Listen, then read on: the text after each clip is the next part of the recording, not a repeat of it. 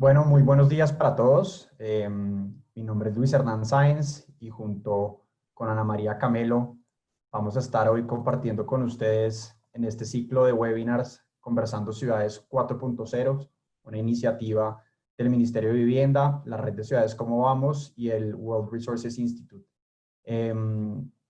Muchas gracias a todos los que nos acompañan. Con el webinar de hoy llegamos al cierre de lo que ha sido pues, un ciclo muy interesante de conversaciones en torno a la construcción de la política de ciudades que viene liderando el Ministerio de Vivienda. Hemos tenido una serie de conversaciones a lo largo de los últimos meses en torno a distintos elementos, retos y problemáticas del desarrollo urbano en Colombia.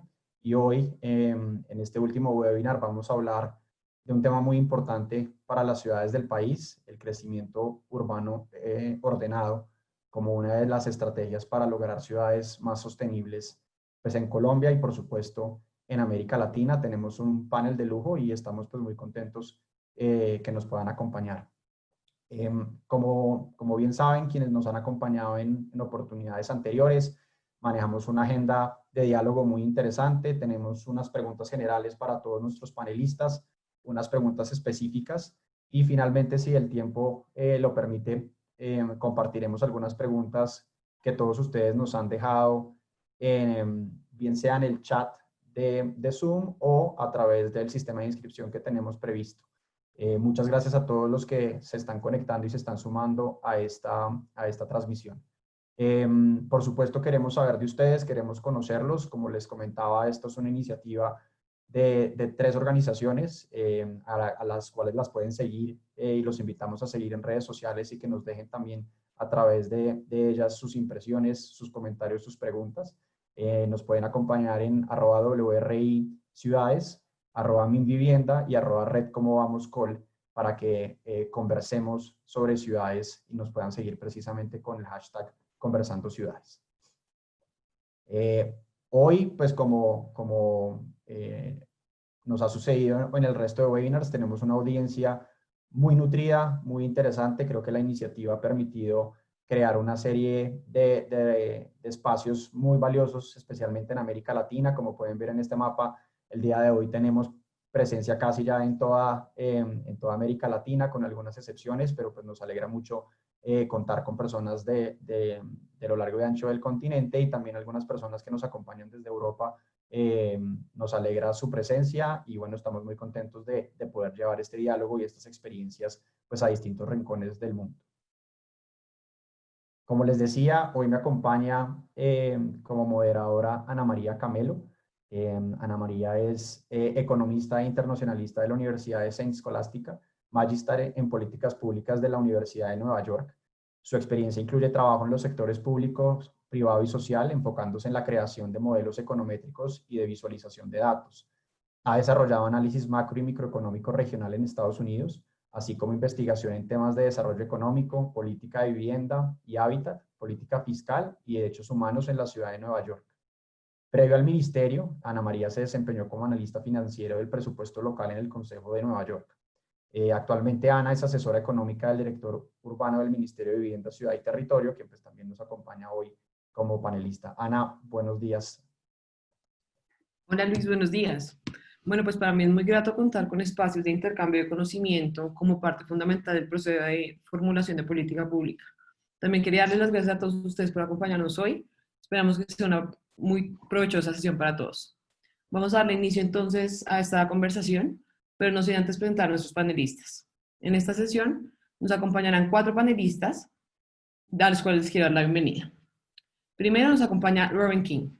Robin es directora de captura de conocimientos y colaboración de WRI Ross Centro para Ciudades Sustentables.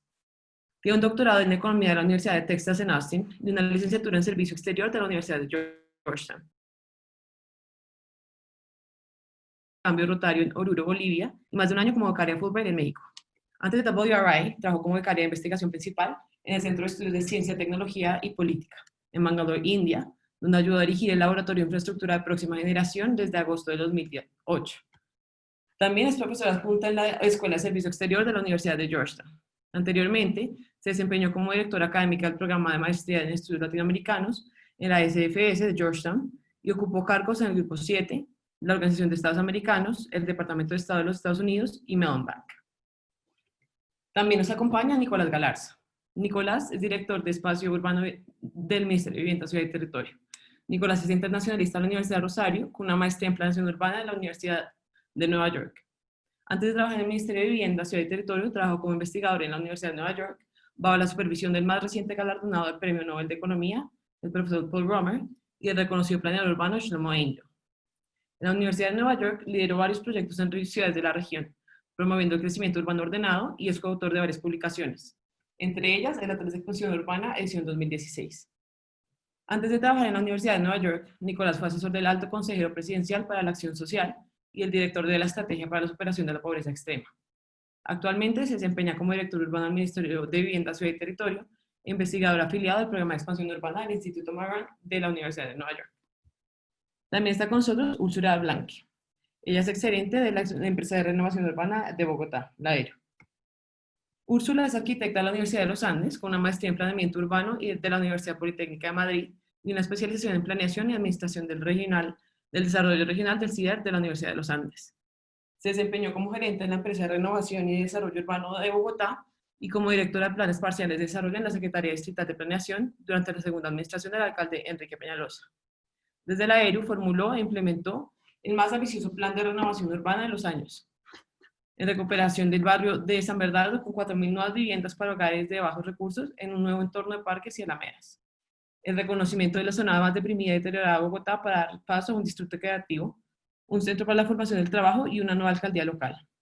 Y tercero, la restauración y renovación del complejo histórico y patrimonial del Hospital San Juan de Dios.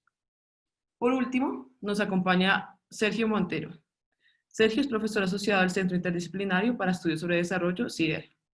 Sergio es licenciado en Economía por la Universidad de Granada, España, y tiene una maestría de doctorado en Planificación Urbana y Regional por la Universidad de California en Berkeley, Estados Unidos.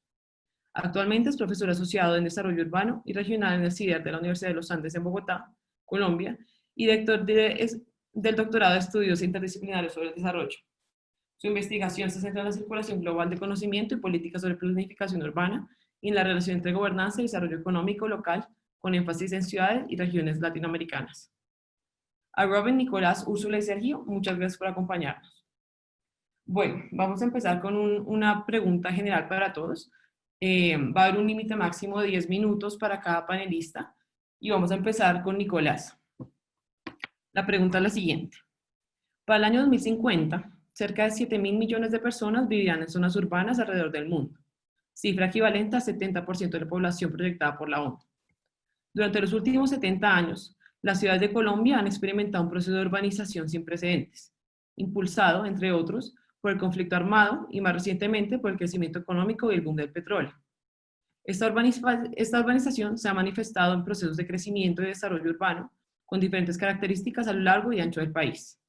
En algunas ciudades hemos visto procesos de densificación de laderas y ocupación de suelos con riesgos no mitigables. En otras hemos visto la expansión de la huella urbana a través de desarrollos de baja densidad. En este contexto, ¿cómo formular una estrategia nacional que permita atender los retos diferenciados que demanda la urbanización en las ciudades de Colombia? ¿Cómo encontrar y desarrollar un balance entre el crecimiento horizontal y el crecimiento vertical de ciudades con capacidades y características diversas? Nicolás, arrancas tú.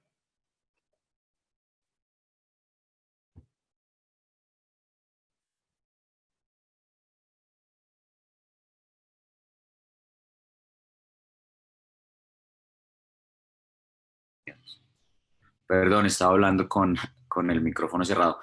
Antes que nada, un saludo especial a todo el equipo, a mis compañeros de panel y por supuesto a nuestros aliados. Para el Ministerio de Vivienda, Ciudad y Territorio es un orgullo dar este último espacio de este ciclo. Esperamos que sean muchos más en los cuales podamos contar con retroalimentación, participación de expertos y sobre todo la participación de la ciudadanía sobre temas muy importantes y uno en particular de las prioridades del ministerio que tiene que ver con la construcción de ciudades.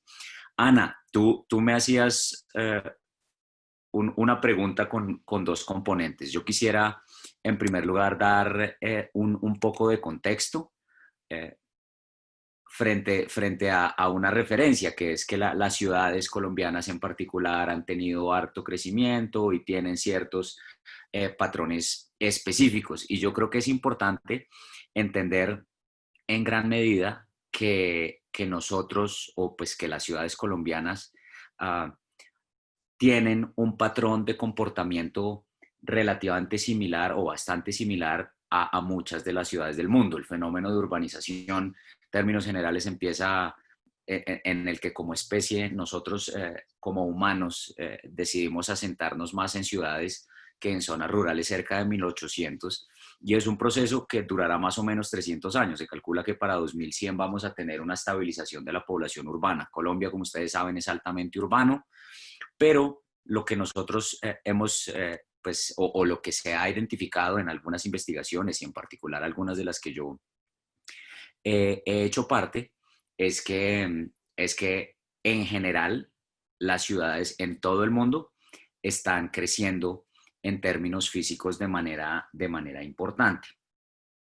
Y entonces, al identificar eso, nosotros podemos ver, por supuesto, que podemos, digamos, que no estamos solos en este fenómeno y que podemos, de hecho, ver otro tipo de prácticas, aprender de cosas buenas y de cosas malas que suceden y se han hecho en otros lugares del mundo.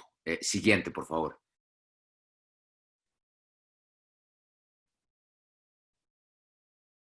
Uno de los estudios en los que yo pude participar como coautor, estando en la Universidad de Nueva York, que es el Atlas de Expansión Urbana, nos dejó una evidencia bien importante en términos globales, y fue identificar que en promedio, cuando uno mide el crecimiento de las ciudades y compara el crecimiento físico de la ciudad con el crecimiento de población, la huella urbana está creciendo más rápido.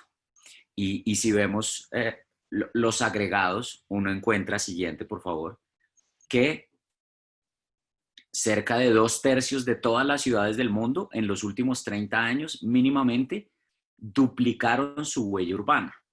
Entonces, el fenómeno del crecimiento es un fenómeno global, no único a las ciudades colombianas, aunque Colombia tiene unas características particulares que ya voy a mencionar, y que debería darnos un poco de contexto, como yo les mencionaba. Esto es muy importante y lo señalo por alguna razón específica, o por una razón específica, y es el hecho de que al ver que las ciudades están creciendo como están creciendo, realmente es muy importante que nosotros planteemos unas estrategias para acomodar esa expansión física que está pasando. No solo está pasando en Colombia, está en todo el mundo, y en donde yo creo que tenemos mucho por hacer.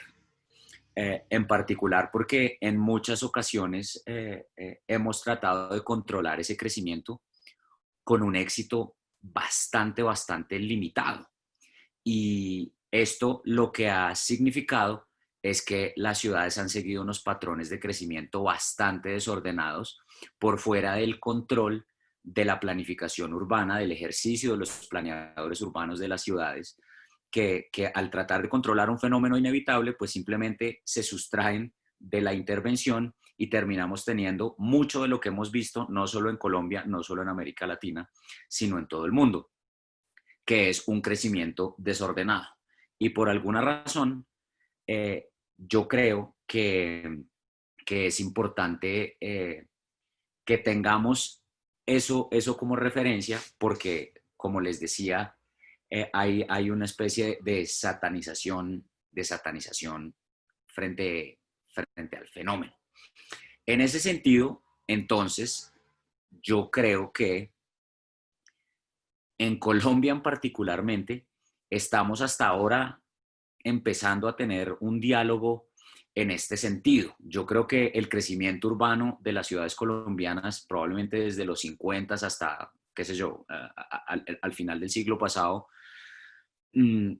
nos evidenciaron muchísimo crecimiento desordenado, razón por la cual dijimos, esto es un fenómeno no sostenible, hay que cortarlo, y se tomaron ciertas decisiones de política. Pero yo creo que en Colombia todavía no hemos dado una decisión, y parte del ejercicio que estamos haciendo desde el ministerio no hemos tenido una discusión un poco más profunda en un abordaje de si lo que tendría que tener Colombia es, por ejemplo, que todas las ciudades tengan un banco de suelos, o si realmente tiene sentido que nosotros continuemos con unos límites absolutamente rígidos que son los que hoy están vigentes a partir de los planes de ordenamiento territorial desde sus perímetros urbanos y desde las zonas de expansión.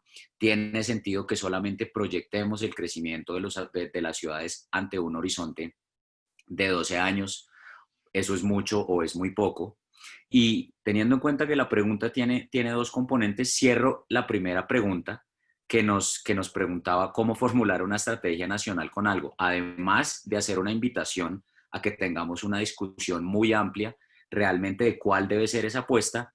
Yo sí creo que, y como me van a preguntar sobre la política y la política urbana en la segunda parte, entonces no me voy a meter en temas específicos, pero quiero cerrar esa primera parte con una idea, y es que una estrategia nacional debería mínimamente tener un método claro y objetivo de cómo establecer las demandas de suelo. Cuando uno revisa los planes de ordenamiento territorial, se encuentra que cada consultor utiliza un mecanismo diferente, y yo creo que incluso si hablara con mis compañeros de panel, podríamos tener como disciplina en general diferentes mecanismos para hacer esa proyección. Y yo creo que eso no necesariamente nos ayuda mucho.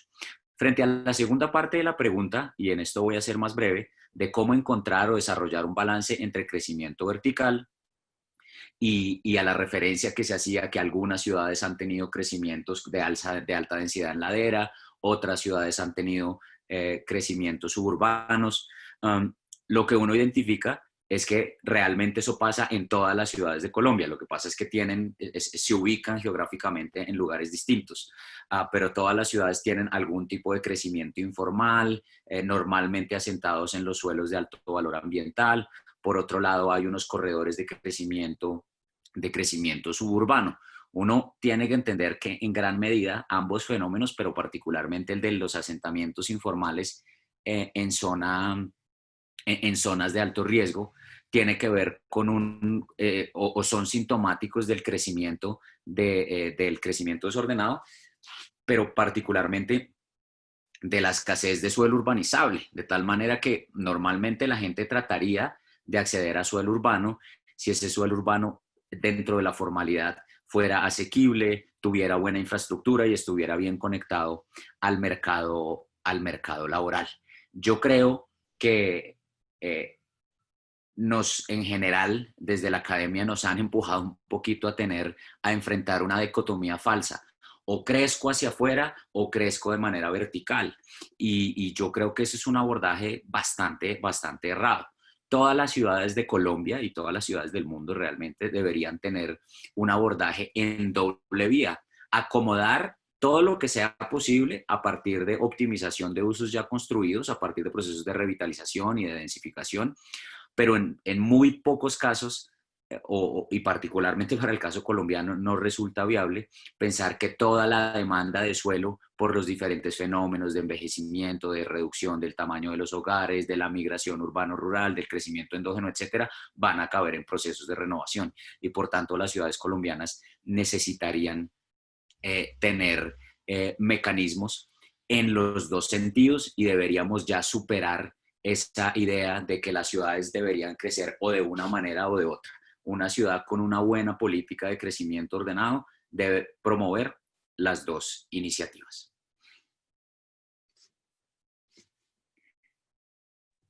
Muchísimas gracias. Estaba hablando yo también con el micrófono cerrado. Vamos entonces a pasar ahora con Robin. La misma pregunta para ti. Listo.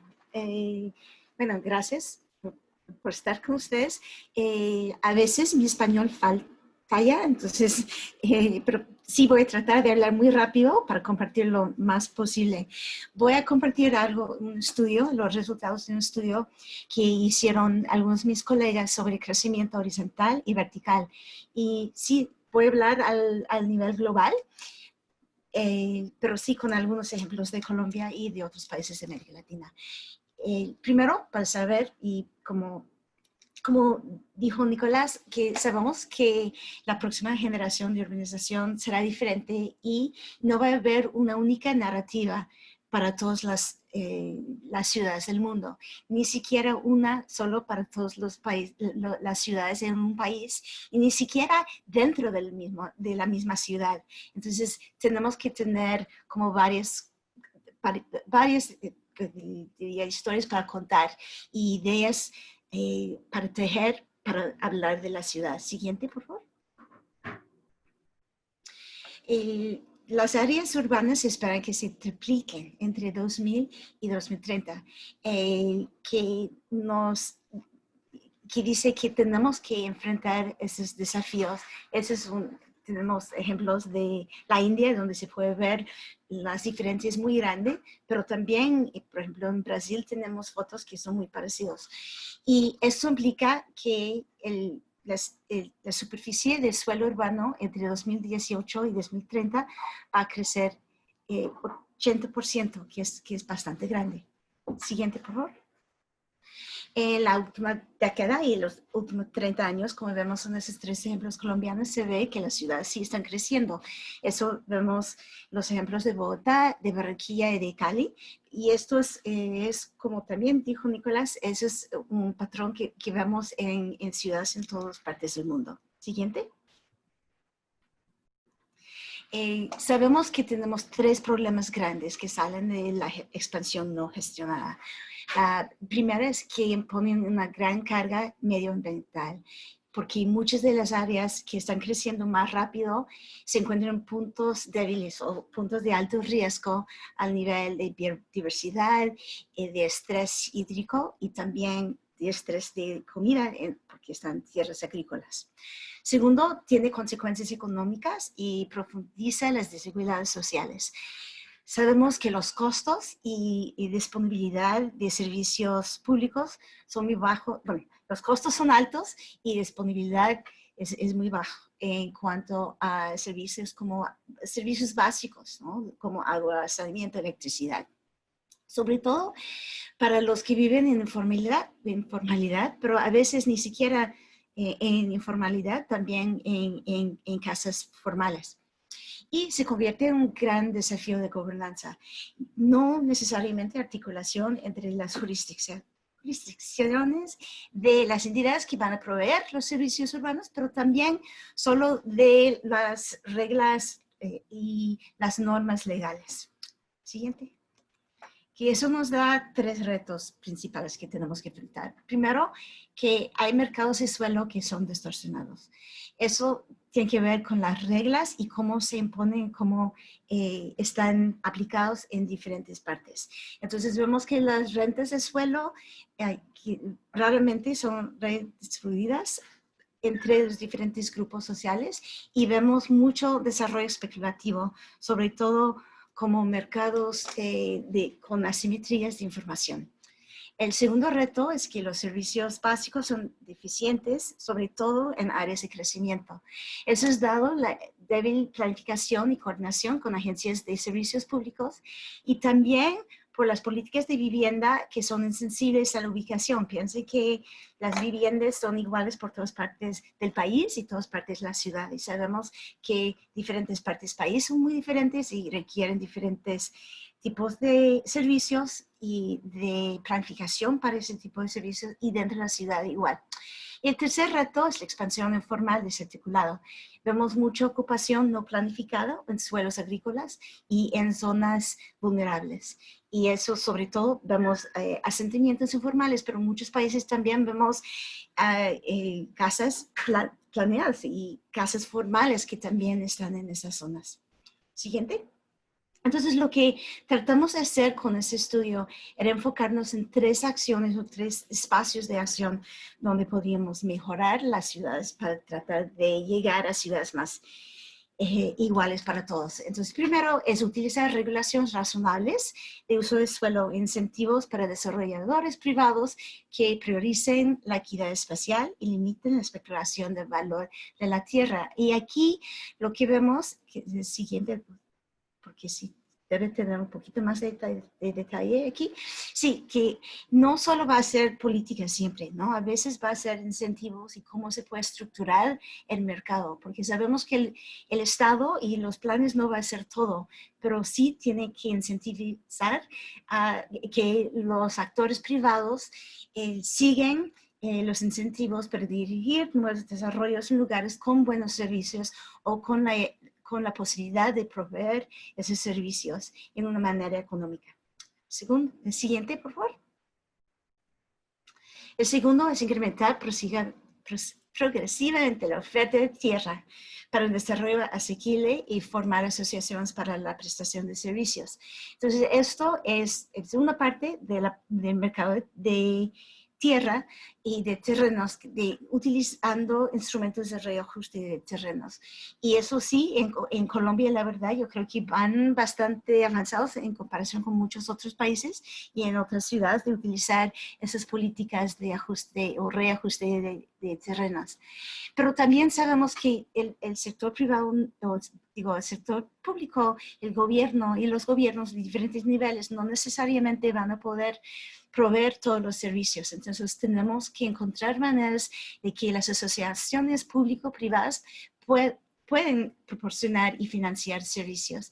Y eso sí hemos visto en Colombia, también en Brasil, en la India, en muchos otros países del sur global, para ayudar en proveer esos servicios. Y eso también implica como tener una mente bastante abierta para encontrar nuevas maneras de juntar esos diferentes actores para proveer y financiar esos servicios. Siguiente.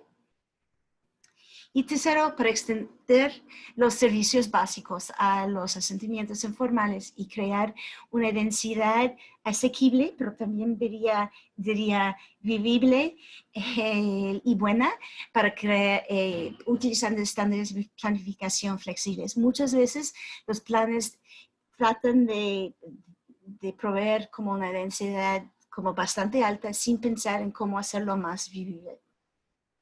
Siguiente. Y como dijo Nicolás, sabemos que expansión urbana es inevitable. Tenemos que planearlo, ¿no? Y que tratar de incentivar el comportamiento que queremos. Estos son, que sabemos que esa superficie urbana seguirá aumentando, pero tenemos que pensar en la estrategia para gestionarlo mejor.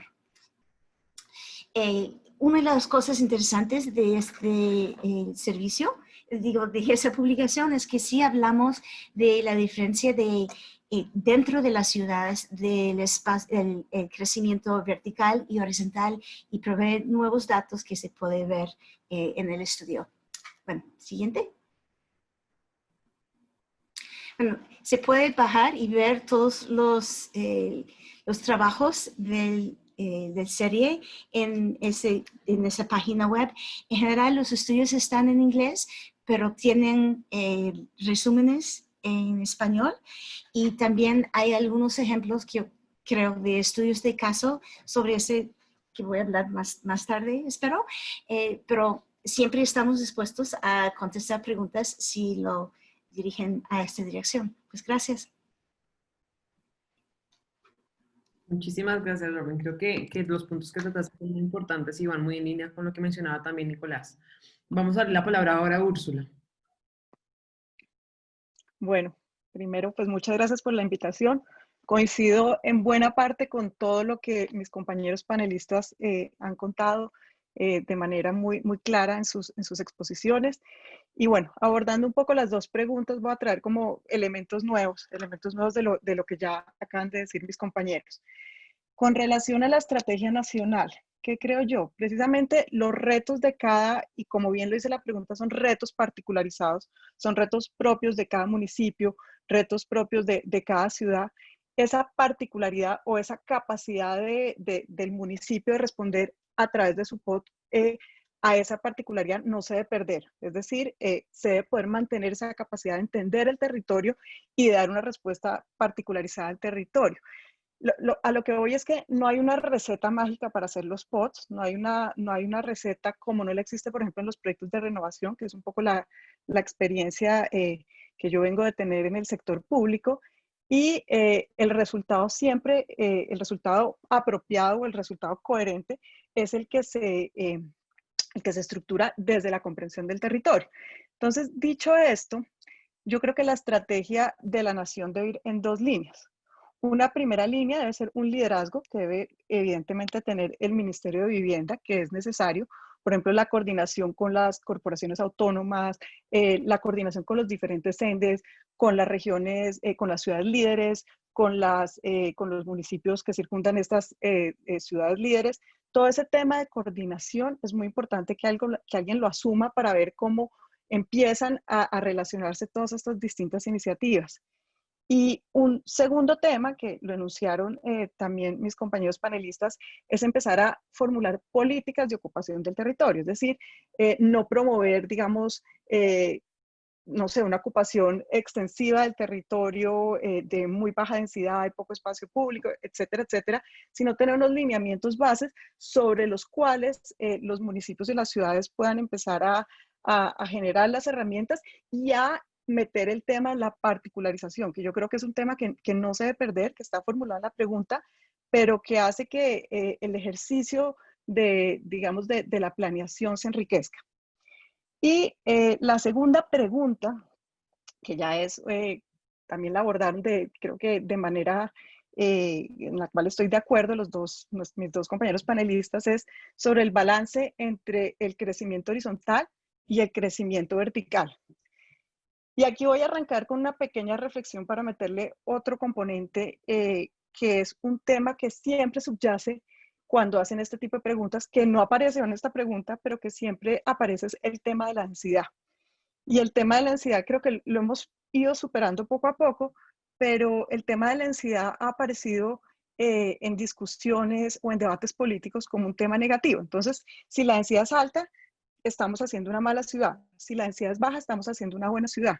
Y yo creo que es hora de que maticemos un poquito ese indicador de la densidad y lo empecemos a complementar con un indicador de espacio público por habitante. Es decir, una ciudad densa no es mala si tiene un componente o un aporte adecuado de espacio público para los habitantes. Por ejemplo, no sé, la densidad promedio de Bogotá está alrededor de los 220 habitantes por hectárea.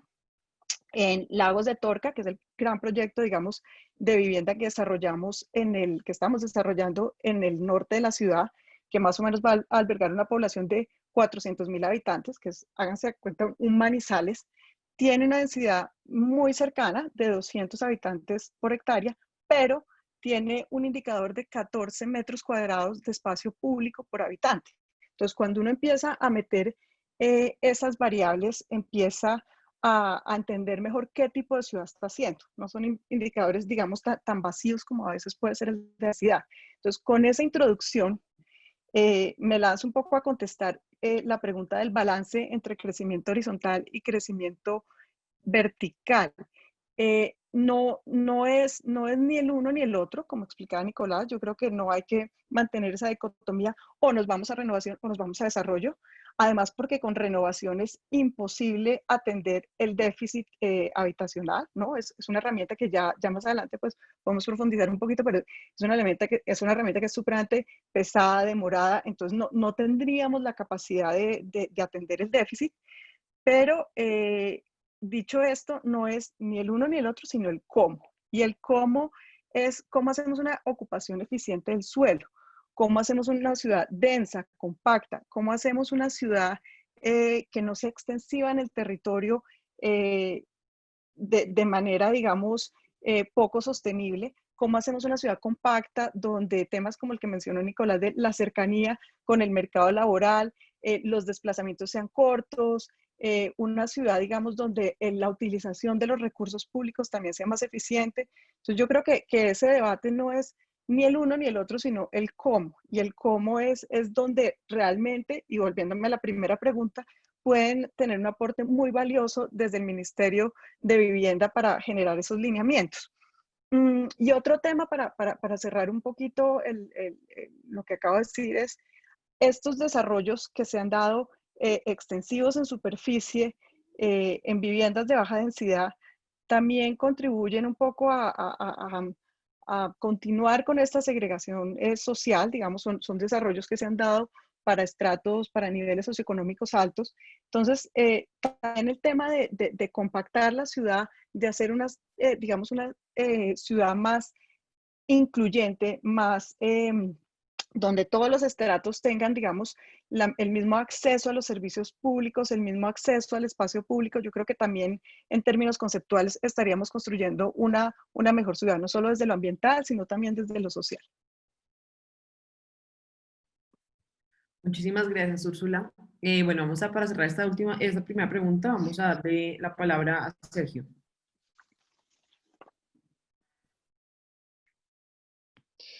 Hola, buenos días y de nuevo muchas gracias por la invitación. Entonces, bueno, pues es una pregunta muy importante. Yo creo que ya mis compañeros y compañeras de panel dijeron algunos de los puntos clave.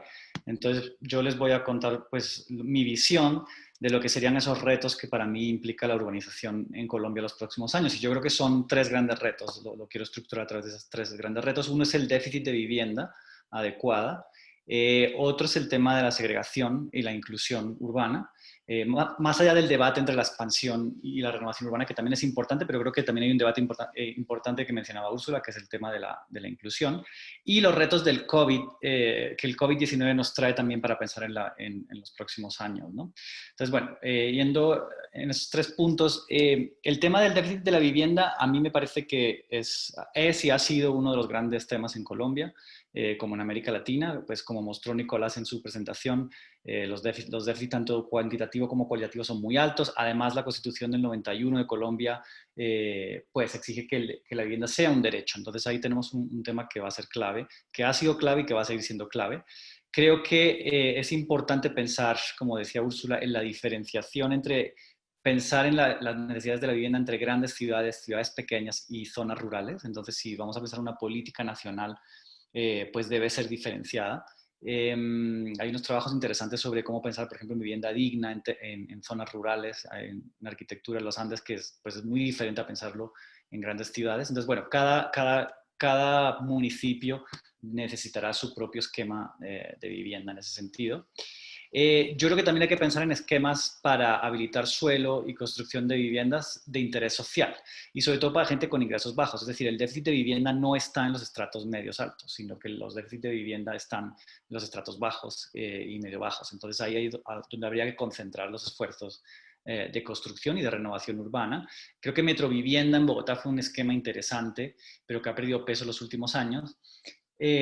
Pero Metrovivienda, por ejemplo, aunque fue interesante para la construcción en números de vivienda, también se concentró mucho en la periferia. Y este es el segundo punto que yo quiero traer aquí sobre la mesa, que no solamente podemos pensar en términos de déficit de vivienda, sino dónde se construye esa vivienda. ¿Por qué? Porque eso se relaciona con las dinámicas de segregación urbana, que son tan importantes también en las ciudades colombianas y en general en América Latina. Son ciudades excluyentes en la que se divide por clase y entonces no podemos seguir manteniendo como esa dinámica de exclusión urbana. Entonces, en ese sentido, es importante pensar en lo que los sociólogos llaman el efecto vecindario, ¿no? Que es como si una ciudad está muy segregada y poblaciones no tienen mezcla de clases, pues esas poblaciones que nacen en zonas con menos recursos van a tener muy limitadas sus posibilidades de movilidad social. Obviamente la exclusión no está solamente limitada por un tema de dónde vive uno en la ciudad, obviamente también tiene que ver con exclusión social, exclusión económica, pero sí hay muchos estudios que muestran la importancia de que si uno nace en uno de estos vecindarios segregados, sin acceso a mezcla de clases, uno finalmente la capacidad de movilidad social va a ser muy limitada. Entonces, bueno, creo que el tema de la segregación es importante. Nosotros hace poco hicimos un documento para el Centro de Objetivos del Desarrollo Sostenible de Uniandes, en el que hablábamos del ODS 11, que pues es el ODS de las ciudades, pero que si pensamos en ciudades sostenibles, no podemos pensar solamente en términos ambientales, sino que obviamente hay que pensar en términos de inclusión. Entonces la inclusión tiene que ser un elemento central, sobre todo si queremos llegar a ciudades sostenibles en América Latina, ¿no? Y ahí pues la política de vivienda tiene un rol muy importante. Entonces ahí, por ejemplo, en ese documento recogimos un testimonio del Ministerio de Chile, en el Ministerio de Vivienda, en el que reconocía el Ministerio de Chile que por haberse centrado demasiado en el déficit cuantitativo de vivienda, se habían dejado de lado elementos de segregación y se habían construido o se había profundizado en la segregación urbana de Chile, justamente por las políticas de vivienda del Ministerio. Entonces hay que tener muy en cuenta eso, como que el déficit de vivienda es un problema, pero también la segregación urbana es otro problema. Entonces el pensar, no solo en términos, el debate no es solamente en términos de densificación versus crecimiento urbano, es también en términos de inclusión versus exclusión. Creo que eso es un punto importante que quiero dejar ahí. El otro tema es la renovación urbana y obviamente ese es un elemento adicional e importante, y cómo pensamos en términos de inclusión y de evitar la gentrificación de esos centros de las ciudades latinoamericanas que están viviendo o que estaban antes de la pandemia, no sabemos qué va a pasar ahora, que estaban viviendo un momento de renacimiento, pero también de expulsión de poblaciones vulnerables. Y pues todos sabemos que si uno expulsa poblaciones vulnerables, realmente no soluciona ningún problema, sino que el problema se desplaza al siguiente barrio, ¿no? Bueno, y el último punto que quería tocar como reto es el COVID. Obviamente, pues es el tema del año, pero lo va a seguir siendo en los próximos años. Y yo creo que hay varios retos que nos plantea esta pandemia. Uno es, como mencionaban también ya varios de mis compañeros y compañeras de panel, es el tema de la densidad. Sobre todo al principio de la pandemia pareciera que había pues una estigmatización de la densidad como un problema, la densidad urbana, como que las ciudades eran los focos de infección de la pandemia, y por tanto que lo que había que hacer era huir de las ciudades. Yo creo que ese discurso es muy peligroso y realmente es muy simplista, porque realmente el problema, como también ya ha habido estudios en los últimos meses que han demostrado que realmente el problema no es la densidad urbana, sino el hacinamiento y la aglomeración de personas. Entonces lo que hay que pensar es la densidad sigue siendo importante. Hay unos discursos ahí sobre la ciudad de los 15 minutos que me parecen interesantes, pero para uno tener ciudades de 15 minutos para uno poder tener hospitales y UCIs disponibles, pues necesita densidad, porque necesita la suficiente gente como para que esos servicios, esos trabajos, esos hospitales tengan sentido, pues sean eficientes, ¿no? Entonces creo que la densidad sigue siendo importante, a pesar de que haya este discurso que alguna gente ha dicho, no solamente antidensidad, sino casi que antiurbano. Pero efectivamente hay que pensar entonces en combinación, la densidad en combinación con equipamientos urbanos pues suficientes y buenos, y eso implica pensar en el espacio público. Yo creo que el espacio público y la movilidad obviamente también, pero bueno, el espacio público va a ser un elemento también clave en el contexto del COVID, porque nos va a permitir pensar en esa reactivación económica, y yo estoy convencido de que lo que va a pasar es que muchas de nuestra vida que habíamos pensado alrededor de el carro y ir al centro comercial, pues ya en la pandemia ha puesto en duda como ese modelo de vida, ¿no? Entonces creo que hay que pensar en cómo adaptamos esos espacios públicos para que pueda haber actividades afuera, para que la gente pueda salir, haya ciudades densas pero no aglomeradas. Entonces eso implica que hay más espacio público y de mayor calidad.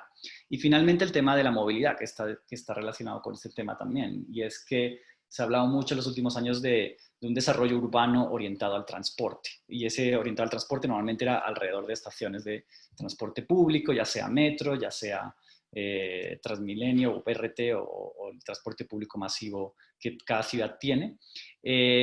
Ha habido también un mensaje muy fuerte de estigmatización del transporte público, sobre todo al principio de la pandemia. Creo que últimamente ha habido estudios que demuestran que hay maneras de usar transporte público, pero que tiene que haber una ventilación adecuada, que tiene que haber unos mecanismos adecuados. Entonces, bueno, yo creo que aquí hay un debate también interesante que tiene que ver con la Política Nacional de Vivienda, porque la vivienda no es solamente pues, la vivienda en sí, sino lo que se genera alrededor. Y es cómo construimos ciudades en la que no vayamos a depender de carros, en la que vamos a promover sistemas alternativos como la bicicleta, pero en que la bicicleta tampoco puede solucionar todos los problemas. Entonces, ese tema del desarrollo urbano orientado al transporte, creo que en el contexto del COVID hay que pensarlo muy bien, y creo que es uno de los grandes retos que nos espera. Bueno, muchísimas gracias, Sergio. Creo que tocaste unos temas nuevos y que son de toda la relevancia, especialmente por la adaptación de las ciudades a situaciones como el COVID, como lo que está pasando en este momento. Vamos a pasar a la segunda parte del panel. Muchísimas gracias a todos por sus respuestas. Van a ser las preguntas específicas para cada uno de nuestros panelistas. Les encargo el tiempo, porque ya estamos corticos de tiempo, y para que haya espacio para las preguntas del público. Entonces vamos a pasar otra vez con Nicolás Galarza. La pregunta para ti, Nicolás, es la siguiente. Durante las últimas décadas, las ciudades de Colombia presentan un crecimiento acelerado. no solo en población, sino también en relación a sus huellas urbanas, las cuales han crecido a una tasa anual promedio del 2%. Mucho de este crecimiento se ha dado a través de procesos informales, pero también mediante procesos de expansión urbana desordenada y desequilibrada. En este contexto, ¿cómo adelantar un crecimiento urbano ordenado que atienda la demanda habitacional, pero que garantice la sostenibilidad de nuestros territorios? ¿Qué estrategias diferenciadas contempla la política de ciudades del Ministerio para fortalecer estos procesos en nuestro sistema de ciudades?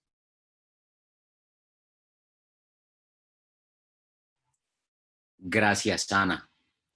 A ver, varios puntos interesantes para tocar, y yo quiero expandirme un poquito en algo que ya había tocado de manera tangencial en la respuesta anterior. En primera instancia, yo creo que estamos en Colombia lejos, y no podía estar más de acuerdo yo con Úrsula en el sentido de que el rol del ministerio debería ser generar unas guías y unas pautas y un método en torno a cómo se planifica la expansión. Porque, como les decía, estaría casi seguro que si le pregunto a todos los colegas del panel cómo proyectaríamos nosotros la demanda de suelo, llegaríamos a o sugeriríamos mecanismos diferentes. Y creo que eso, como les decía, no es un tema que tiene que ver solamente con Colombia, pero que complica de manera significativa porque al no haber un estándar y no haber un método, y esto yo creo que es un problema de la disciplina de la planificación urbana, pues, en términos de avanzar hacia consolidar una ciencia de ciudades con un método relativamente científico, en donde los mecanismos y los métodos son transparentes, publicados, y todo el mundo puede hacer las pruebas reiteradas, al tener como cierto oscurantismo y como una libertad absoluta en términos de cuál es el mecanismo, pues yo creo que eso se presta muchísimo, muchísimo para la confusión. Yo creo también que uno de los retos que tenemos que avanzar, y que yo creo que tenemos que superar en Colombia, yo creo que en eso hay consenso con los compañeros del panel, pues tiene que ver con la idea de dejar de satanizar la expansión per se. Lo malo no es la expansión, lo malo es la expansión desordenada, lo malo es el crecimiento desordenado, el crecimiento informal. Y yo creo que sí es supremamente necesario que tengamos eso muy importante. Algo que nosotros encontramos, como les mencionaba, yo tuve la oportunidad de ser coautor del estudio un estudio que midió 200 huellas urbanas representativas de todo el mundo para hacer un análisis de la expansión urbana a nivel global, y también participé en un estudio que se hizo para Colombia. Las tendencias en términos generales, como les mencioné en uno de los slides anteriores, mostraban que la huella urbana estaba creciendo más rápido que la población, lo que significa que hay una tendencia a que las densidades disminuyan. Sin embargo, en Colombia identificamos dos patrones que son atípicos del resto de ciudades en el mundo. En primer lugar, no hubo una diferencia significativa entre el crecimiento o la tasa anual de variación del crecimiento de huella urbana con el crecimiento de la población, lo que significa que, contrario al resto de ciudades del mundo, en Colombia las densidades se mantuvieron constantes. Nosotros hicimos un paper al respecto con varias personas del instituto. El autor líder fue Simón Gaviria, y encontramos que hay una alta correlación entre lugares afectados por conflicto y por violencia y altas tasas de densidad. De alguna manera pudimos concluir que, a pesar de los diferentes inconvenientes que puede haber, las ciudades presentan un efecto de muro invisible, de lo que otrora se utilizaba como las murallas de las ciudades que protegían. Las ciudades hoy tienen un muro invisible que dan mayor seguridad, y por tanto había mayor incentivo para que las ciudades se mantuvieran y que la densidad no decreciera en Colombia. Sin embargo, esto señala algo bien interesante, y es que ante un escenario de posconflicto es bastante posible que las ciudades colombianas empiecen a convergir con las tendencias del resto de ciudades del mundo y particularmente de las ciudades de América Latina. Eso nos muestra entonces que las ciudades van a tener un crecimiento bastante acelerado, probablemente más rápido del que se ha visto en años recientes, y eso nos plantea un desafío. Frente a la política de ciudades, entonces nosotros estamos planteando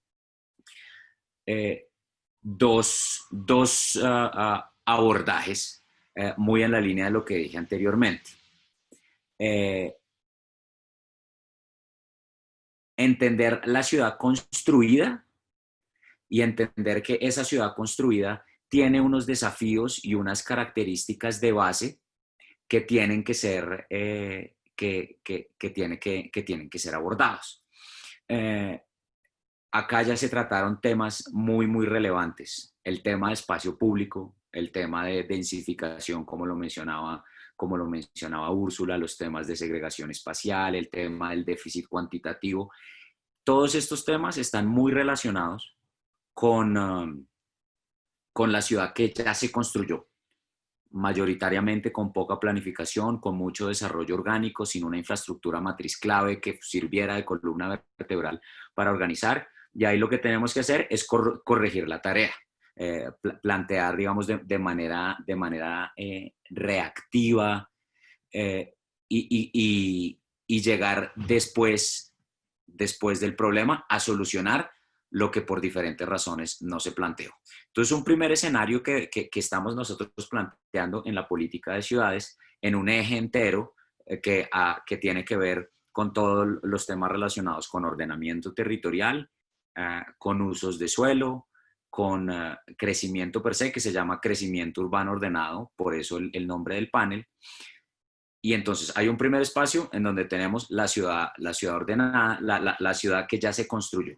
Y ahí tenemos que pensar en mejoramiento de barrios, en formalización, en titulación, en infraestructura, todo este tipo de temas que son bien diferentes a lo que está pasando en las zonas periféricas. Y uno, es curioso, pero constantemente la periferia se piensa como estática, pero la periferia de Bogotá o de Medellín o de Barranquilla hace 20 años era bien diferente. Esa periferia hoy en gran medida es ciudad consolidada. Y yo creo que un espacio de mejora en donde nosotros tenemos que intervenir también, y que lo estamos planteando, es ver cómo le damos un tratamiento diferencial a esas zonas de periferia, a esas zonas que no están consolidadas, unas zonas que tienen un crecimiento o que tienen algún tipo de desarrollo, y otras zonas que simplemente no están para nada construidas. Y en ese sentido, yo creo que el tema más importante en esas zonas por ahora tiene que ver con algo que también que mencioné frente a la tecnificación, y yo creo que en eso esperamos desde el Ministerio dar un aporte importante de temas que normalmente se calculan y no se calculan en términos de cómo se proyecta la expansión. Normalmente lo que se hace es decir, va X ciudad a crecer tanta población, y esa población, si mantenemos un tamaño de hogar constante, podríamos decir que se necesita X número de hogares por hectárea, y así se proyecta la expansión en algunos casos. Sin embargo, hay varios temas para tener en cuenta. En primer lugar, como todos sabemos, hay una crisis de espacio público en Colombia. Todas las ciudades tienen un déficit crítico de espacio público, y como se sabe, plantear nuevos espacios públicos en las zonas ya construidas, particularmente de escala metropolitana, es tremendamente difícil, es muy costoso, pero tenemos esa oportunidad en las zonas de expansión. Por otro lado, hay que también señalar que las zonas, la ciudad no es solamente vivienda. En muchas ocasiones se necesita un porcentaje importante de suelo no residencial que pocas veces se contemplan esas proyecciones. Otra variable que es fundamental, el precio. Muchas veces lo que se dice es, acá en esta ciudad, en el perímetro urbano, hay X número de hectáreas y no se muestra el suelo. Sergio mencionaba en su intervención el tema muy importante de la segregación. Y eso está altamente relacionado con los precios de suelo. Y si no contemplamos cómo se hace esa proyección, la variable de precio de suelo, de nada nos sirve tener 100 o 1000 o 500 hectáreas si definitivamente no se puede hacer en esos espacios viviendas de interés social. En la zona de expansión, entonces, uno debería en principio enfocarse con dos temas fundamentales, con uno transversal que tiene que ver cómo tecnificamos y se genera transparencia a los métodos de cálculo de los suelos de expansión. Y segundo, uno puede identificar, me sonó la alarma, pero con esto cierro. Uno puede identificar que aún en el desarrollo informal, en el desarrollo más desorganizado posible, el mercado mismo informal provee algunos espacios públicos mínimos y la conectividad mínima para que la gente se mueva. Uno que no encuentra definitivamente, como les mencionaba, por un lado, suelos metropolitanos, parques metropolitanos, espacios públicos de gran envergadura, eso no lo provee nunca el mercado. Y en segunda instancia, una columna vertebral de crecimiento a partir de vías arteriales de calle completa que tengan todas las formas de movilidad sostenible, peatón, bicicleta, espacio público y carro privado. Si logramos esta diferenciación y estos tratamientos diferenciados, y es justo lo que es lo que queremos hacer nosotros con esta política de ciudades, de generar un tratamiento diferenciado para la ciudad que ya se construyó, en donde en muchos casos se creció mal, y en la ciudad del futuro, la ciudad que está en plena consolidación y en pleno desarrollo, para generar unos patrones y unas guías para no estar repitiendo lo que ha pasado en los últimos 70 años en las ciudades de Colombia, en general en los países en vías de desarrollo, es que crecemos mal y nos toca a un costo muchísimo mayor formalizar barrios, llevar la infraestructura matriz, llevar vías que permitan conectar esas zonas al mercado laboral. Entonces, en términos generales, esa es la apuesta que nosotros estamos desarrollando. La lógica es un proceso en construcción, toda la participación y todas las sugerencias, por supuesto, bienvenidas. Muchas gracias, qué pena que me alargué. Listo, Nicolás, muchísimas gracias. Bueno, la siguiente pregunta es para Úrsula. La pregunta es la siguiente. Como consecuencia de la expansión desordenada, se puede evidenciar una disparidad de densidades, tanto urbanas como poblacionales, en nuestras ciudades. Esta expansión, entre otros factores, ha contribuido al deterioro de las zonas céntricas de las ciudades, las cuales cuentan con una oferta de servicios consolidada y de calidad. En este contexto, ¿cuáles han sido los principales aciertos de las políticas y proyectos de renovación y revitalización urbana desarrollados en el país durante los últimos años? ¿Cómo adelantar procesos de renovación y de revitalización que permitan atender los déficits habitacionales de nuestras ciudades, pero que a su vez no generen externalidades negativas, como puede ser la gentrificación? Bueno, Ana María, hay dos temas como polémicos que vamos a ver cómo los abordamos. En cuanto a qué se ha hecho de renovación y revitalización en el país, creo que hay buenos ejercicios en Pereira, buenos ejercicios en Medellín, y yo creo que en Bogotá también hemos venido avanzando mucho con iniciativas públicas como el Plan Parcial San Bernardo y con iniciativas privadas interesantes como por ejemplo Prosenio, Fenicia, que yo creo que para mí ver el ejercicio de la renovación desde el sector privado es bien interesante porque requiere unos esfuerzos adicionales. Creo que son esfuerzos titánicos para sacar esos proyectos adelante y que son muy interesantes, que también podríamos empezar a revisar cómo ayudar o cómo fortalecer que esos procesos se puedan dar también desde el privado con menos traspiés. Veo también que hemos ido aprendiendo sobre estos procesos sobre la marcha. Realmente es un escenario nuevo. O sea, entrar no solamente desde la planeación de estos proyectos, desde conceptualizar estos proyectos a la ejecución. El gran paso ha sido la ejecución y el gran paso duro es realmente desde la ejecución. y hemos venido aprendiendo sobre la marcha la complejidad de los temas catastrales, encontrarnos con baldíos, el tema de la expropiación. La expropiación tradicionalmente, como lo entiende la gente, es como el enemigo, pero la expropiación pues ya empieza a tener todos los mecanismos garantistas, adquisición por valor de avalúo comercial, o sea, toda una cantidad de temas que propenden para también proteger al propietario, y ya vamos a llegar un poquito a eso con el tema de la segunda parte, que es el tema de la gentrificación. Y otros temas como integrar el patrimonio nacional, el patrimonio, los bienes de interés cultural de la nación a estos ejercicios de renovación, que ahí también tiene mucho que ver o tendría mucho que hacer la nación desde sus políticas. Entonces yo más que aciertos y todo, creo que es un territorio en el que estamos aprendiendo, en el que estamos abriendo camino, en el que ya hay procesos muy interesantes que se han dado, y sobre eso debemos como retroalimentar políticas y retroalimentar herramientas para que se pueda hacer de la mejor manera la renovación. Porque además la renovación es un ejercicio supremamente duro, o sea, es un ejercicio que requiere unos tiempos importantes, que requiere, digamos, también tener una comprensión de la población que hay, de las necesidades. Entonces tiene una dinámica que se puede llevar muchos años en sacar adelante un proyecto de renovación de una manera adecuada.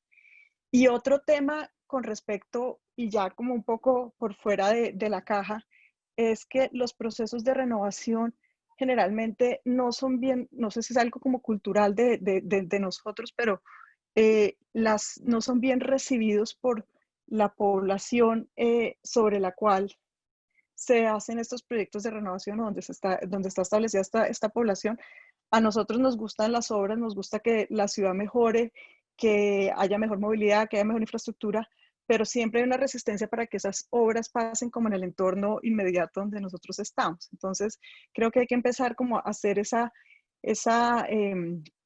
como proyectar esa nueva visión, o esa visión de la renovación como algo beneficioso para toda la población, algo que además va a valorizar, digamos, nuestras propiedades, algo que además nos va a traer mejor calidad de vida. Entonces creo que desde lo conceptual también hay un trabajo importante que hacer para posicionar el tema de la renovación.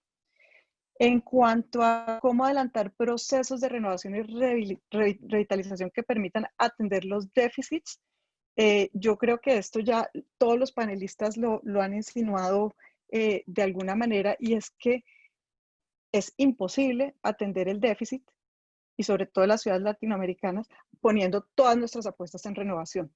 El ejercicio de la renovación, como lo vengo diciendo, es un ejercicio lento, es un ejercicio que requiere muchas instancias, que requiere, además, como ya una población existente, pues requiere un trabajo muy especial con esa población ya vamos a entrar como al tema de la gentrificación y evitar todos estos fenómenos, pero no es una herramienta eficiente para poder atender debidamente el déficit. Si nos quedáramos haciendo renovación y solamente renovación, tendríamos un déficit, no podríamos dar manejo al déficit, no podríamos dar manejo adecuadamente al déficit, y pasaría un poco lo que estaba planteando ahorita Nicolás, diciendo que no hay que ver la expansión como un enemigo, sino atender la expansión adecuadamente, porque si no nos va a seguir pasando lo que pasó en años pasados en Bogotá, que por no digamos, disponer de ese suelo de expansión adecuadamente y oportunamente, pues toda esta vivienda se fue a los municipios vecinos, y lo que hicimos fue hacer una ocupación extensiva del territorio de la sabana. Entonces, yo creo que la renovación nunca va a reemplazar la eficiencia y la velocidad que tiene un desarrollo de un suelo en expansión. En ese sentido, no quiere decir que no haya que hacer renovación. Me devuelvo. La renovación es muy importante, porque la renovación, si bien permite ayudar a atender ese déficit, no a solucionarlo, que es importante, o sea, es una contribución importante, también permite actualizar la infraestructura urbana. Y eso también tiene que ver mucho con el origen digamos, de nuestras ciudades latinoamericanas. Muchas zonas no cuentan con el espacio público adecuado, muchas no cuentan con la infraestructura, muchas no cuentan con el adecuado servicio de transporte público, ni la cercanía con el mercado laboral. Entonces, restaurar o renovar esas estructuras urbanas es parte del ejercicio que se debe hacer para evitar el deterioro progresivo también de la ciudad. porque ese deterioro progresivo es un poco lo que estaba pasando con el centro. El centro entró en unas dinámicas de deterioro, toda esa población original o propietaria de ese suelo, pues se fue saliendo para otros sitios, y el deterioro pues en ese momento ya empieza a ser exponencial de la ciudad. Entonces, sobre eso pues reitero, la renovación es muy importante. Es muy importante para detener el deterioro de la ciudad, mejorar la infraestructura y evidentemente ayuda en buena medida a atender el déficit de vivienda, pero no es la única herramienta ni puede serlo por la velocidad que supone la habilitación de un suelo en renovación. Y con respecto al tema de gentrificación, que el tema de gentrificación es esas palabras que producen como gentrificación. No quisiera banalizarlo, pero claro, a través de los procesos de renovación se pueden generar incentivos para que la población permanezca, o sea, hacer equivalencias con relación a el costo de adquisición de su vivienda para que ese valor les permita permanecer en el lugar. Se puede también incluir al interior del proyecto sectores de permanencia para esta población. Es decir, hay una cantidad de incentivos que hasta ahora pues se están pudiendo evaluar y hacer, por ejemplo, también descuentos a la hora de adquirir la nueva vivienda, especiales para los propietarios. En fin, hay una serie de incentivos importantes que se pueden empezar a implantar para poder permitir que esa población permanezca. Pero más allá de eso, pues quería como botar dos datos para hacer una pequeña reflexión sobre la gentrificación. Y es que el primero, no siempre los propietarios quieren permanecer en el lugar. O sea, cuando uno adquiere una vivienda, o cuando el distrito entra a adquirir una vivienda con valor comercial, con todas las condiciones de garantía, muchas veces el propietario quiere desplazarse a otro sector de la ciudad. Eso está bien, eso pues no, digamos, no hay razón para obligar a la gente a permanecer, sino que la gente también tiene capacidad o tiene que tener el derecho a esa movilidad. No es tampoco correcto obligar a que permanezcan. Creo que entonces las políticas o garantizar la permanencia debe ir como más enfocado a poblaciones vulnerables, a poblaciones que no puedan encontrar o que no puedan tener esa facilidad de decidir un desplazamiento en el territorio. Y esto a manera como de una reflexión suelta. Y otro punto importante es decir que cuando hay deterioro en los sectores donde se hace renovación, en los sectores de la ciudad, en este caso en el centro, ya ha habido una primera fase de gentrificación de la población original. Por ejemplo, les cuento un poquito en San Bernardo, que es el plan parcial que dejamos adjudicado en el centro. San Bernardo, solamente el 5% de los propietarios, de los propietarios de las viviendas de San Bernardo vivían en San Bernardo. Ya toda esta población original se había ido desplazando por el deterioro que venía teniendo la zona. Entonces ya, digamos, la gentrificación ya se viene dando desde antes a los propietarios originales. Entra una población con un nivel de vulnerabilidad más alto que hay que atender con otros mecanismos, porque no son propietarios de las viviendas originales, son arrendatarios, en este caso hay muchos pagadiarios. Y por ejemplo, otro caso en el Bronx cuando entramos a adquirir las propiedades de donde operaba el Bronx, como decimos coloquialmente nosotros, se les apareció la Virgen a los propietarios, porque eran propiedades que ellos ya daban por perdidas, que estaban invadidas. Entonces, esos temas de gentrificación, entendiendo que hay que proteger a la población, que hay que garantizar que la población que está en territorio encuentre o tenga la vivienda adecuada y tenga la vivienda de mejor calidad y no desplazarlos de manera sin solución alguna. Es importante entender también que la gentrificación hay que matizarla un poquito, ¿no? Hay que matizarla un poco con base en estos dos puntos que menciono. Y contarles una cosa como para cerrar un poquito la discusión, de lo que mencionaba Sergio, del tema de la vivienda de interés social, el tema de la vivienda de interés social que tradicionalmente se desarrolla en periferia, porque precisamente el suelo de desarrollo es el que permite, digamos, una generación más rápida de la vivienda, más rápida para atender la vivienda social, unos menores costos también que lo que incluye la renovación.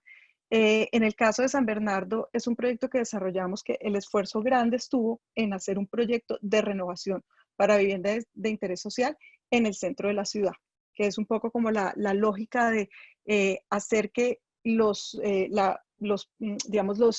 la comunidad más vulnerable esté en los sitios donde se pueda desplazar con facilidad a sus puestos de trabajo, donde tenga espacio público de calidad. Esta población está al frente del Parque del Tercer Milenio, a pocas cuadras de la Plaza Bolívar, a pocas cuadras de San Victorino.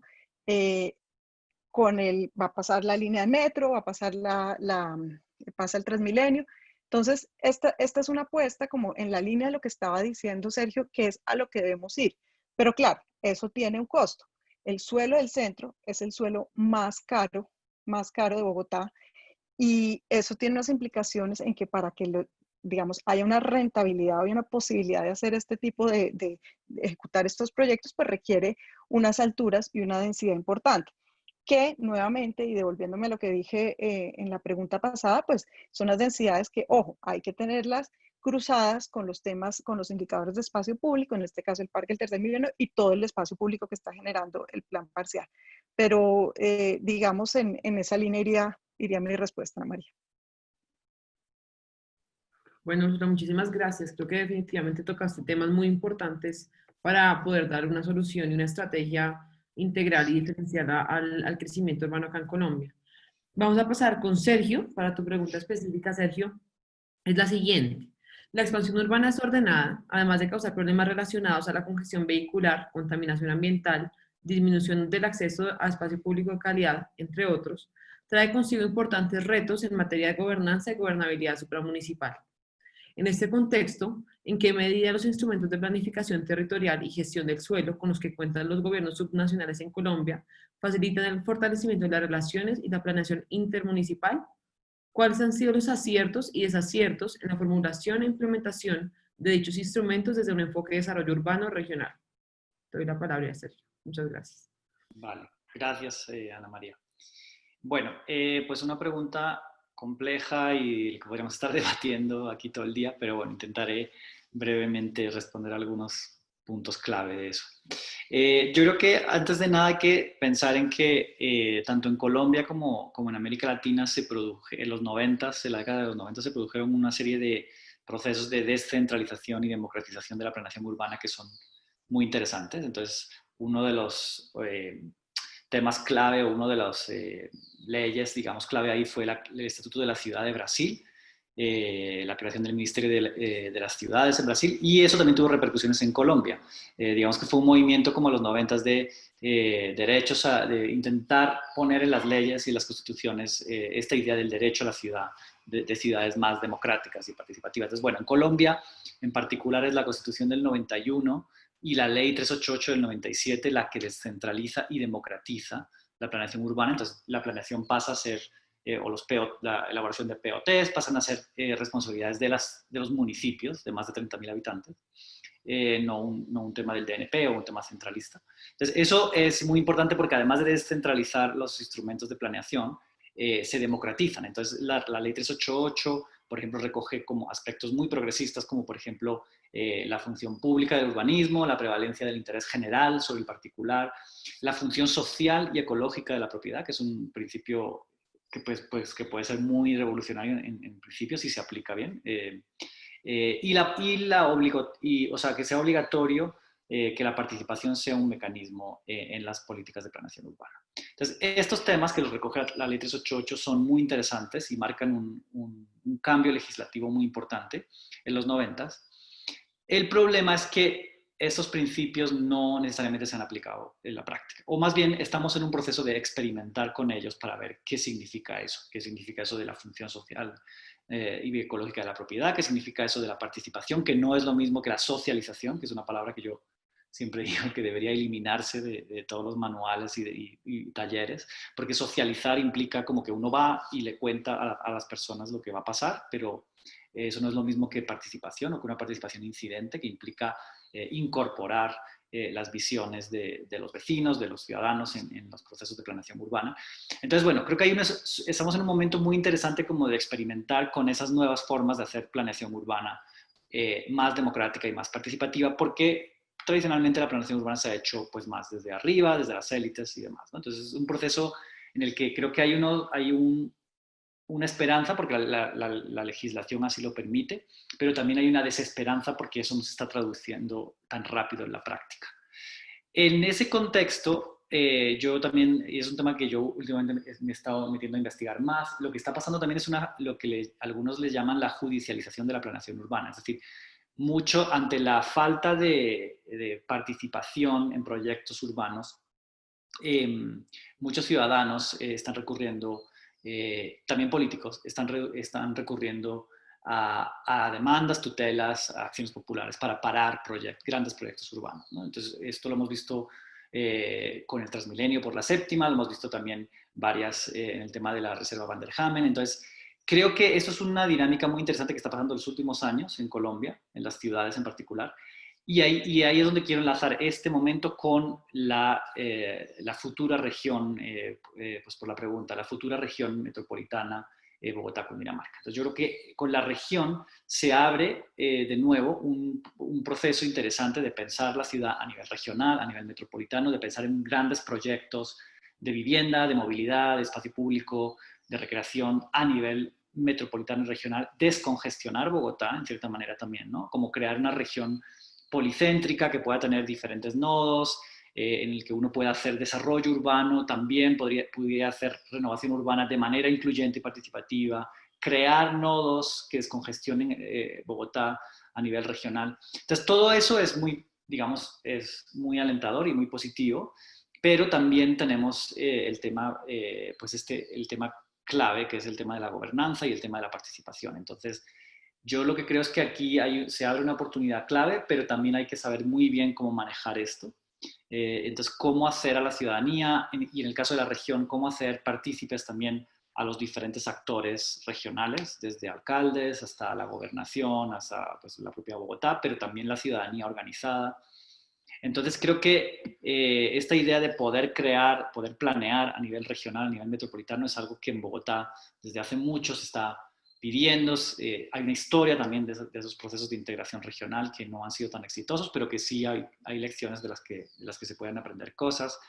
Pero yo lo que creo es que pensando un poco entre este momento en el que se abren posibilidades de pensar en una planeación más participativa e incluyente, y los fenómenos últimos de judicialización de la planeación urbana, yo creo que tenemos también el reto, pues hablando de retos, de que esta planeación regional, si no se hace de manera participativa, democrática, incluyente, de abajo hacia arriba, acaben también en una batalla legal, una batalla en la que, digamos, los alcaldes o ciertos colectivos demanden a los proyectos regionales, ¿no? Entonces yo creo que hay un reto ahí, o sea, esta judicialización de la planeación en los últimos años creo que cuestiona la capacidad de que haya ciertas entidades que puedan tomar decisiones de planeación urbana de manera no participativa, pero también no es la panacea, o sea, también se puede convertir a la planeación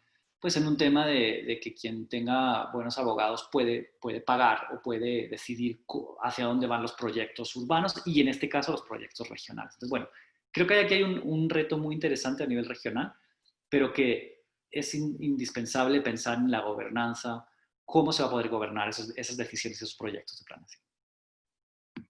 Bueno, Sergio, muchísimas gracias. Vamos por la última pregunta específica, que es para Robin. Robin, la pregunta es: los asentamientos informales proporcionan viviendas asequibles muy necesarias en las ciudades en crecimiento.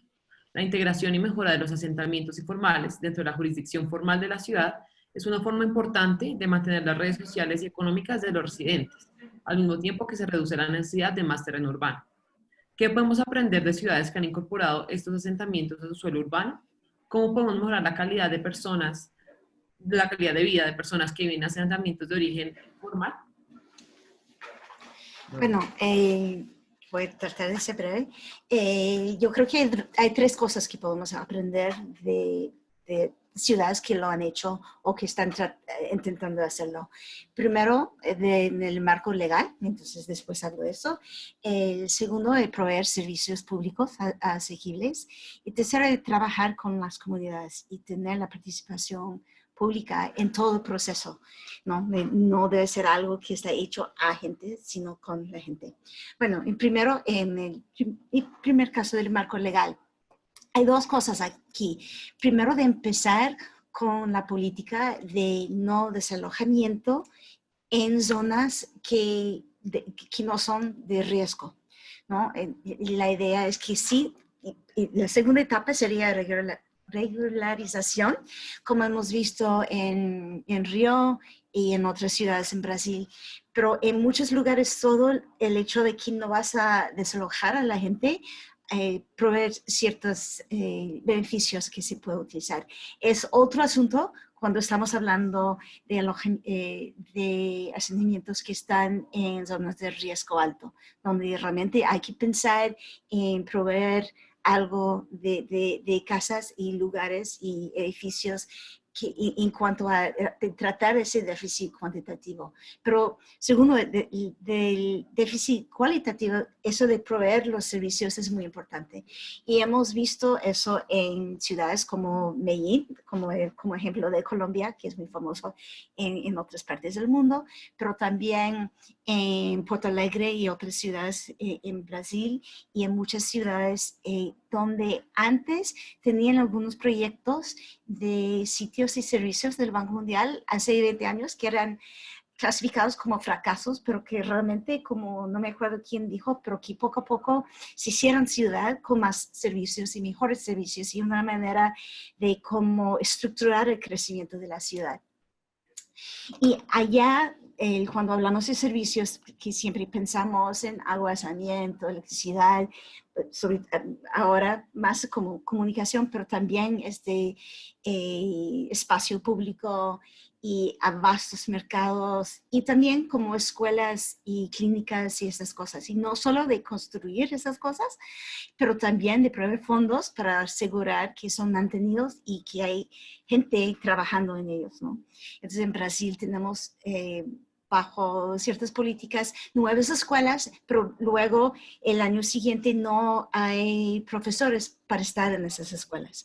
Entonces, ese es como el segundo punto. Tercer, es trabajar con las comunidades. Y allá yo creo que hay unos casos muy interesantes en Indonesia con el Kampong Improvement Program, el KIP, y también Ban Mangkong en Tailandia, donde las comunidades ayudaron. Y también en Brasil, en Río, con Moral Carioca, teníamos un poquito de esto, de que la gente de las comunidades eran parte del proceso de planear y crear, y después, en general, estos lugares tienen más espacio público porque la gente ha decidido que sí es importante y lo han hecho.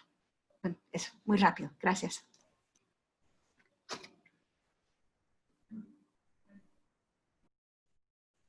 Bueno, muchísimas gracias, Robert. Muchísimas gracias a todos nuestros panelistas por sus intervenciones. Creo que todas fueron muy fructíferas y pues cumplieron el objetivo precisamente de robustecer el proceso de formulación de la política de ciudades. Tenemos 5 minutos para una pregunta del público. Yo creo que la vamos a hacer es para todos los panelistas. La pregunta es la siguiente. ¿Qué tipo de incentivos eficaces se pueden estructurar y planear, tanto a nivel de administración central como de las entidades territoriales, como un mecanismo para garantizar un crecimiento urbano ordenado? Entonces, si quieren una respuesta muy rápida, pues de 1 minuto para cada uno. Si quieren, empecemos con Nicolás.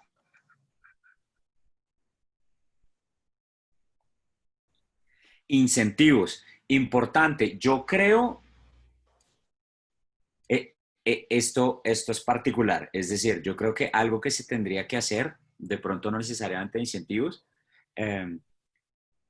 pero es realmente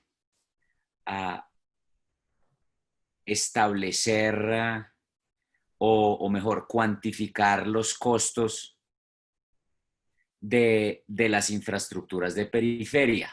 Normalmente, y yo creo que acá tenemos que hablar en 2 espacios, tanto dentro del sector privado como de sector público. pero normalmente, y nadie lo niega,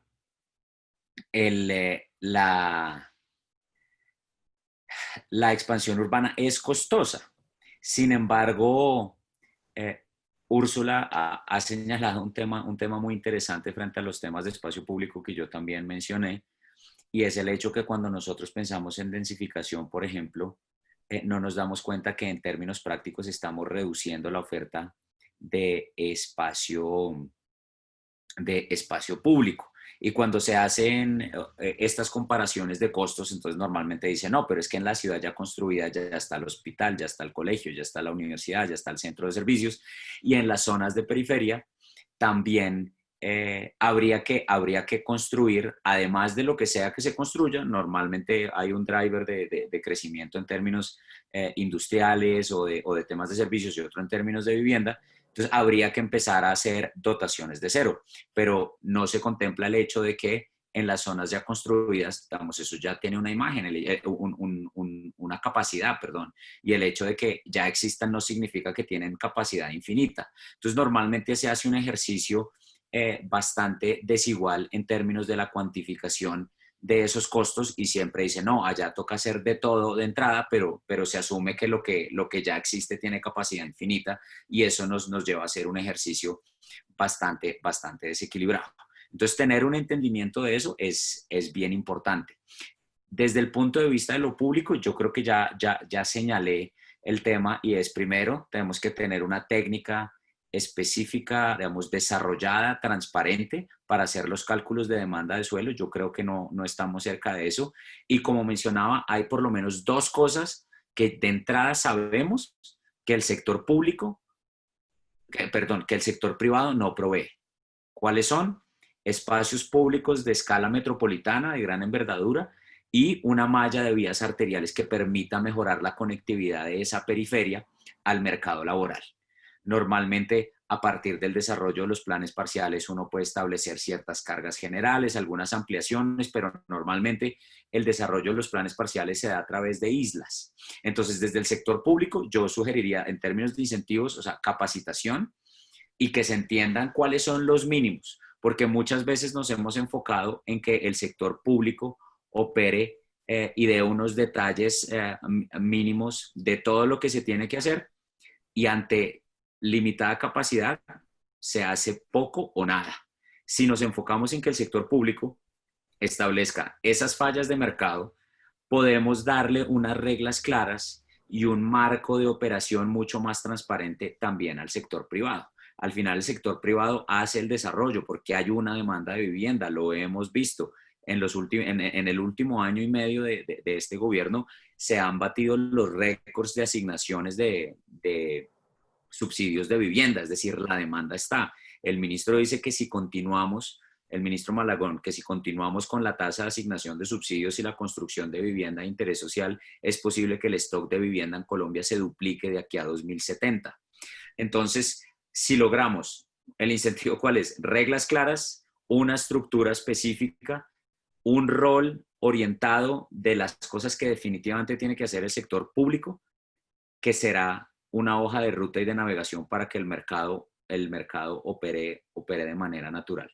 Yo creo que no hemos entendido que el desarrollo tiene que ir siempre acompañado de infraestructura y yo creería que más allá de un incentivo económico en términos de información necesitamos reglas claras y eso podría generar un mayor desarrollo ordenado. Listo, Nicolás, muchas gracias. Yo creo que en términos de tiempo vamos a acotar la pregunta de definir 2 o 3 incentivos en palabras. Entonces, 2 o 3 palabras que resuman los incentivos para pues, responder la pregunta más rápidamente. Entonces, vamos con Úrsula. Bueno, 2 o 3 palabras. Más que incentivos, yo creo que el tema es un tema de lineamientos. Entonces, si me toca decir como 3 temas que creo que son importantes, el primero es hacer unos procesos más eficientes. La herramienta de adopción de planes parciales es una herramienta supremamente compleja. La adopción de un plan parcial puede durar 2 a 3 años. Entonces, mientras todo este proceso se cumple, ya en otra parte se está urbanizando de manera informal y no llegamos con los tiempos. Entonces, lo primero es unos procesos y unas herramientas mucho más eficientes. Y lo segundo, y es un tema que no tocamos, pero como tocamos dicotomías en esta charla, la dicotomía entre el sector público y sector privado. O sea, el sector público y el sector privado no son enemigos, deben trabajar de la mano. Es importante que la norma que se establezca para desarrollar proyectos sea una norma que permita unos cierres financieros adecuados para que también haya un estímulo para el constructor para que pueda desarrollar esos proyectos. Y en esa medida, lo que es muy importante y que ya es, digamos, el insumo del sector público, es garantizar que la norma prevea una calidad urbanística, una calidad de ciudad a la que le esté apuntando, pero que comparta o que permita un cierre financiero de cara a que el privado pueda entrar a hacer esos proyectos de manera eficiente. Entonces, dos palabras sería, no hay dicotomía, no son dos palabras, no tener dicotomía entre sector público y sector privado, sino buscar un cierre financiero, tener unas herramientas eficientes para la gestión del suelo y para la habilitación del suelo y tener una claridad conceptual de qué tipo de ciudad le estamos apuntando para apuntar a esas ciudades de la norma. Listo, Úrsula, muchas gracias. Sergio, doy la palabra. Sí, bueno, muy rápidamente. Pues yo creo que si tuviera que escoger un incentivo, yo creo que en el contexto actual lo que se viene es un momento interesante de pensar en estas regiones o en estas ciudades policéntricas, ¿no? Entonces, que uno genere densidad en diferentes zonas de la ciudad, tanto en zona de periferia como en zonas céntricas. Entonces, yo creo que el debate debe ser más allá de renovación urbana versus crecimiento, sino yo creo que la densidad obviamente sigue siendo importante, pero hay que aumentarla de una manera incluyente, ¿no? Entonces pensando en una mezcla de usos, una mezcla de estratos también, para evitar la segregación socioespacial, y también fomentar el espacio público, que varias personas ya lo han dicho. Y yo creo que también pensar en el espacio público más allá de la idea de parques, ¿no? O sea, el espacio público no solamente es para recreación, también, y yo creo que en el contexto del COVID se ha vuelto como más evidente, el espacio público puede ser lugar también para actividades comerciales o productivas. Entonces, ¿cómo pensamos en estas iniciativas de, por ejemplo, mercados campesinos o restaurantes al aire libre? En cierta manera eso también nos puede ayudar a desincentivar otra cosa que habría que desincentivar, que es el modelo del carro y el centro comercial. Entonces, ¿cómo pensamos en estos nodos policéntricos que sean que sean densos, pero que tengan espacios públicos atractivos, no solamente desde el punto de vista de recreación, sino también desde el punto de vista productivo o comercial? Creo que eso sería un gran logro, si lo lograron. Por último, Robin, para cerrar ya con tu respuesta. Sí, para mí yo creo que serían los incentivos para la cooperación entre las diferentes partes de las diferentes agencias del gobierno, ¿no? En el mismo nivel del gobierno, entre los diferentes niveles del gobierno y con la gente. Y vincular esto con el fondeo.